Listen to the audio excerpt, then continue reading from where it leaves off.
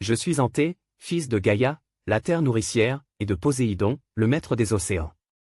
Ma naissance est le fruit de l'union de ces deux puissances primordiales, et mon essence même est liée aux forces élémentaires qui façonnent le monde.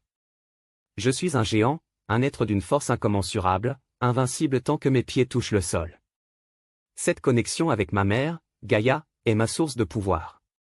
Chaque fois que je fléchis ou que je faiblis, elle me redonne force et vigueur. Tant que je suis lié à elle, rien ni personne ne peut me vaincre. Ma demeure se trouve en Libye, où je règne sur un vaste territoire. Les voyageurs qui osent pénétrer dans mes terres apprennent rapidement que je ne suis pas un hôte clément. J'ai fait de la lutte mon art et de la mort mon tribut. Quiconque s'aventure ici est contraint de m'affronter, et je ne fais preuve d'aucune pitié. Chaque combat est une offrande à ma mère Gaïa. Les ossements de mes adversaires servent à ériger des monuments en son honneur, des sanctuaires témoins de ma domination.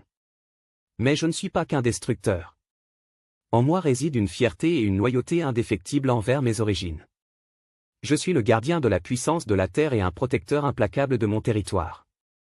Chaque victoire renforce ma gloire et solidifie le lien qui m'unit à Gaïa. Ma force physique est telle qu'elle est devenue légendaire, et peu osent me défier. Pourtant, un jour, un héros nommé Héraclès se dressa devant moi. Ah, Héraclès, ce mortel presque divin, fils de Zeus, qui parcourait le monde en quête de défis.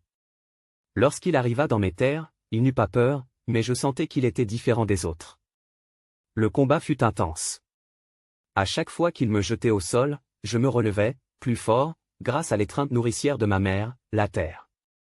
Cependant, Héraclès était rusé.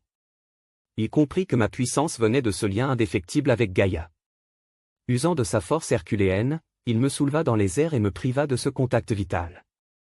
Suspendu au-dessus du sol, je sentis ma puissance s'évanouir, mon énergie se dissiper. Et c'est ainsi que, pour la première fois, je fus vaincu. Ma défaite face à Héraclès devint une leçon pour les mortels et les dieux. Elle symbolise que même les plus grands pouvoirs peuvent être contournés par l'ingéniosité et la détermination.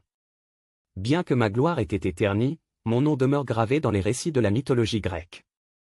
Je suis Anté, le géant invincible sur la terre ferme, la force brute incarnée, mais aussi un rappel que toute puissance, aussi grande soit-elle, a ses limites.